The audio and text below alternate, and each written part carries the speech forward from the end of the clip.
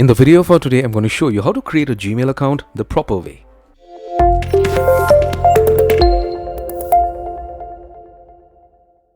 So this could be done on a PC or a smartphone. As long as you have a working internet connection, you're absolutely good to go. So I'm going to show you how to do this on a PC. It's my laptop. So once you get hold of one, you just get onto the browser that you're using, maybe Chrome or Firefox or whatever it is, and get to google.com directly. Or if this is your default, it's going to open up, and probably on the top, you're going to see a link for Gmail. Click on that link. You get directed to Google Workspace. Out here, you click on create an account. You get two options. You could create an account for your personal use or your business. So normally we create Gmail accounts for personal use. So let's just go ahead and select for my personal use. You get directed to this page. Here, you need to put in your first name and your last name.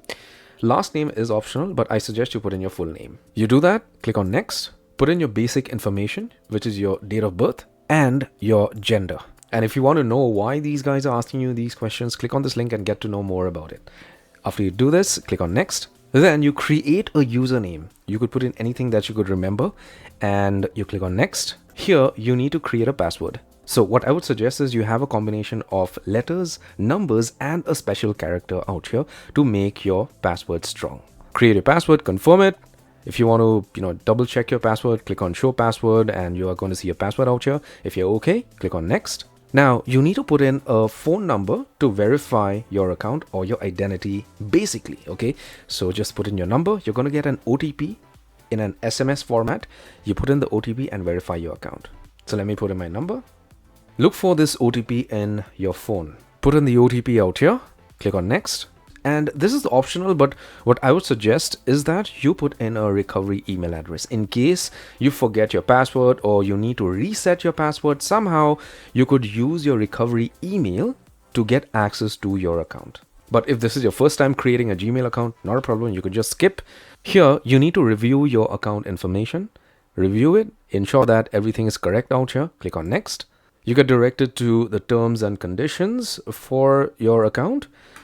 By Google, click on agree, and voila, your Gmail account is created. Now, by default, you get 15 GB of space to utilize not just for Gmail, but for all your Google accounts in total. So as long as your 15 GB is not through, you could continuously use your Gmail account for absolutely free of cost.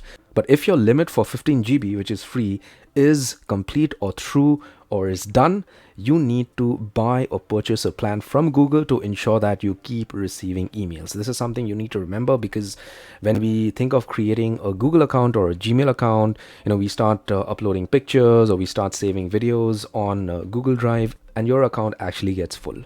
Now, you could go ahead and customize your account. You could put a logo out here or your photograph or whatever it is. You could click on settings, click on all settings, see all settings, whatever the option you're getting. And you could go through all the options out here to customize your Gmail account. You could even put in your signature and stuff like that. There are a lot of things. For your logo, you just scroll down. You could, maybe upload your picture. You click on About Me. It takes you directly to your Google account, and you could upload your picture out here and everything. Now, this procedure is same as you would do it on your smartphone. Give my video a thumbs up, subscribe, and hit the bell notification icon. Take care, my friend.